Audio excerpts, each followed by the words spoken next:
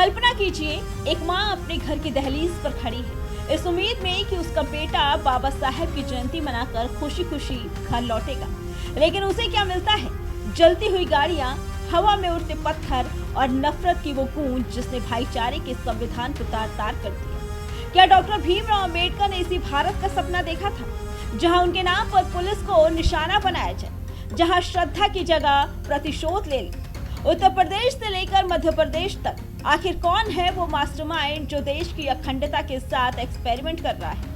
ये तस्वीरें उत्तर प्रदेश के लखीमपुर खीरी की हैं। बाकीगंज का वो इलाका जहां जश्न का माहौल होना चाहिए था, वहां बारूद की गंध फैल गई। बहाना था एक खाली सरकारी जमीन पर मूर्ति स्थापना का, बिना अनुमति, बिना नियम। जब एक स्थानीय महिला और पुलिस ने रोका तो भीड़ बेकाबू नहीं हुई, बल्कि बनाई गई।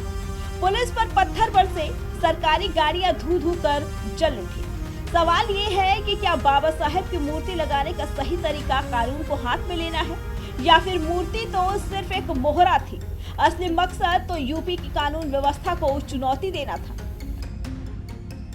लखीमपुर का धुआं अभी शांत भी नहीं हुआ था कि कासगंज के सहावर से चीखें सुनाई देने लगी। यहाँ शोभा यात्रा के रास्ते को लेकर दो समुदायों में ठन गई। छतों पर पत्थर पहले से जमा थे या अचानक आए, ये जांच का विषय है, लेकिन नतीजा वही रहा। एक पुलिसकर्मी घायल और इलाके में दहशत। पुलिस ने 23 लोगों को सलाखों के पीछे डाला, लेकिन उन हैंडलर्स का क्या जो सोशल मीडिया के बंद कमरों में बैठकर युवाओं के खून में नफरत घोल रहे हैं? आगरा, मोहब्बत का शहर, लेकिन यहाँ के परशुराम चौक पर नीले झंडों को लेकर जो ड्रामा रचा गया, वो इशारा करता है कि साजिश गहरी है। जब दो पक्षों के बीच धक्का मुक्की हुई तो पुलिस ने मोर्चा संभाला, लेकिन यहाँ एक और डरावनी तस्वीर सामने आई। सोशल मीडिया पर वीडियो वायरल हुए जहां अम्बेडकर के नाम पर ब्राह्मणों को निशाना बनाया गया। क्या ये वही समानता है जिसकी बात संविधान में की गई थी, या फिर ये किसी विदेशी स्क्रिप्ट का हिस्सा है? अब इस तस्वीर का दूसरा सिरा देखिए। यूपी एटीएस ने हाल ही में नोएडा और मेरठ में 4 संदिग्धों को दबोचा। उनके तार पाकिस्तानी हैंडलर से जुड़े।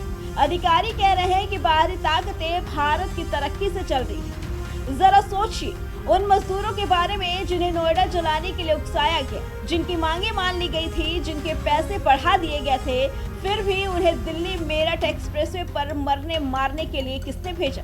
क्या ये गरीब मजदूर हैं या किसी राजनीतिक और राष्ट्र विरोधी प्रयोगशाला के सब्जेक्ट? उत्तर प्रदेश तेजी से विकास के पथ पर है और शायद यही कुछ लोगों को खटक रहा है। कभी जाति, कभी धर्म, तो कभी मजदूरी के नाम पर टूल किट एक्टिव हो जाती है, लेकिन वो भूल गए कि ये नया उत्तर प्रदेश है। यहाँ साजिश रचने वालों का इलाज भी उतनी ही तेजी से होता है जितनी तेजी से पत्थर फेंके जाते हैं। योगी की पुलिस ने साफ कर दिया कि अंबेडकर सबके हैं, लेकिन हिंसा किसी की नहीं। आज समय है कि हम और आप जागे। जब कोई आपके हाथ में पत्थर थमाए तो पूछिए, इससे किसका घर बनेगा और किसका जलेगा? बाबा साहेब ने हमें कलम दी थी, पत्थर नहीं। देश को तोड़ने की ये साजिशें तभी नाकाम होंगी जब हम इन किराए के दंगाइयों और उनके आकाओं को पहचान लेंगे। कानून अपना काम कर रहा है, लेकिन क्या आप तैयार हैं इस नफरत की आग को बुझाने के लिए? Bureau report, prime TV.